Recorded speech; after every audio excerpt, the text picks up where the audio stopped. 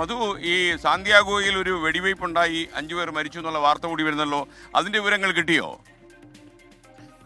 SKN തീർച്ചയായിട്ടും ഇന്ന് രാവിലെ 11:45 പ്രാദേശിക സമയത്തോടു കൂടിയാണ് ഈ സാന്റിയാഗോയിലെ അവിടെ ഒരു ഏറ്റവും വലിയ ഒരു മസ്ജിദായിരുന്നു ഇസ്ലാമിക് സെന്റർ ഓഫ് സാന്റിയാഗോ. അവിടാണ് ഈ വെടിവെപ്പുണ്ടായത്.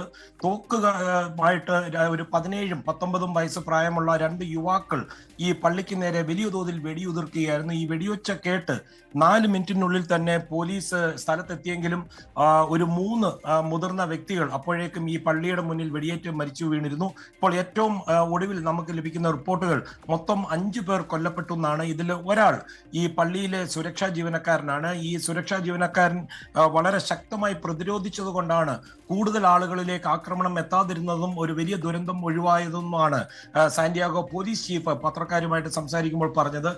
ഈ പള്ളിക്കകത്ത് പോലീസ് തെരച്ചിൽ നടത്തുന്നുണ്ടായിരുന്നു. ഏതാനും ബ്ലോക്കുകൾക്കപ്പുറം ആ സമയത്ത് വീണ്ടും ഒരു വെടിയൊച്ച കേൾക്കുന്നുണ്ടായിരുന്നു. അപ്പോൾ പോലീസ് അവിടെ എത്തിയപ്പോൾ ഈ ആക്രമികളായ 2 യുവാക്കളും വാഹനത്തിനുള്ളിൽ വെടിയേറ്റ് മരിച്ച നിലയിൽ കണ്ടെത്തുകയായിരുന്നു. അതായത് ഈ ആക്രമണത്തിന് ശേഷം ഇവർ സ്വയം ജീവൻ ഒടുക്കിയതായിട്ടാണ് നിഗമനം.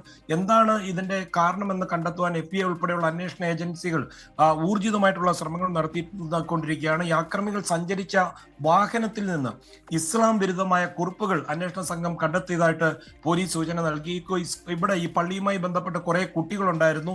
ഈ കുട്ടികളെല്ലാം സുരക്ഷിതരാണെന്നാണ് അധികൃതർ നൽകുന്ന സൂചന. SKN. Thank you Madhu Kottarakkara.